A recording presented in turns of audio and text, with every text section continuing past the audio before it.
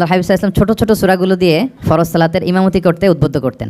আল্লাহ হাবিব সাল্লাল্লাহু আলাইহি ওয়াসাল্লাম বিভিন্ন হাদিসে বলেছেন যে তোমরা যখন ইমামতি করবে তখন তোমার পেছনে যারা আছে তাদের দিকেও খেয়াল রাখবে। রাসূল সাল্লাল্লাহু আলাইহি ওয়াসাল্লাম অত্যন্ত বিবেকবোধ সম্পন্ন একজন ব্যক্তিত্ব ছিলেন। তিনি খেয়াল রাখতেন, যেটাকে আমরা কনসিডারেট বলি। আল্লাহ হাবিব সাল্লাল্লাহু আলাইহি ওয়াসাল্লাম খুব কনসিডারেট ছিলেন, কার কোথায় কি সমস্যা এটা খুব খেয়াল করতেন। And he was a man of 6 senses. আমরা 6 সেন্সের কথা বলি, আমাদের অধিকাংশেরই 4টা সেন্স একসাথে কাজ করে, কারো 5টা 6টা সেন্স কাজ করে, এরকম মানুষ পাওয়া দুষ্কর। আল্লাহ হাবিব সাল্লাল্লাহু আলাইহি ওয়াসাল্লাম অত্যন্ত বিবেকবোধ সম্পন্ন একজন লোক ছিলেন। একবার তিনি সালাত খুব সংক্ষিপ্ত করলেন, তো সাহাবারা জিজ্ঞেস করলেন, ইয়া রাসূলুল্লাহ এত সংক্ষিপ্ত কেন করলেন সালাত? তখন আল্লাহ হাবিব সাল্লাল্লাহু আলাইহি ওয়াসাল্লাম বললেন যে পেছনে বোনদের নামাজের সেকশনে ওখান থেকে একটা ছোট্ট বাচ্চার কান্নার আওয়াজ আমি শুনছিলাম, আমার মনে হচ্ছিল বাচ্চাটাকে সামলাতে মাটার খুব কষ্ট হচ্ছে, তো এই জন্য আমি সালাতটা সংক্ষিপ্ত করে দিয়েছি। কতটা কনসিডারেট ছিলেন। একবার আবার আল্লাহর হাবিব সাল্লাল্লাহু আলাইহি ওয়াসাল্লাম মাগরিবের সালাত কিংবা এশার সালাতের কোনো এক সেজদা অনেক লম্বা করে দিলেন। তখন সাহাবারা আবার প্রশ্ন করলেন, ইয়া রাসূলুল্লাহ সাল্লাল্লাহু আলাইহি ওয়াসাল্লাম এত লম্বা দীর্ঘ সেজদা করতে তো ফরজ সালাতে আমরা কখনো দেখি না, কেন করলেন? অসুস্থ হলেন নাকি নামাজের মাঝখানে, অথবা ওহী নাজিল হচ্ছিল নাকি, এরকম কিছু ঘটলো নাকি? তো আল্লাহর হাবিব সাল্লাল্লাহু আলাইহি ওয়াসাল্লাম বললেন যে না, বরং আমার নাতি হাসান আমি সেজদারত অবস্থায় আমার পিঠের উপরে চড়ে বসেছিল, আমি অপেক্ষা করছিলাম যতক্ষণ না তার খেলা শেষ না হয়, তার প্রয়োজন পূরণ না হয়, ততক্ষণ আমি সেজদায় লুটিয়ে পড়েছিলাম। হাসান যখন নেমেছে, তার প্রয়োজন পূরণ হয়েছে, আমি আবার সেজদা থেকে উঠে দাঁড়িয়েছি। আল্লাহর হাবিব সাল্লাল্লাহু আলাইহি ওয়াসাল্লাম কতটা কনসিডারেট ছিলেন।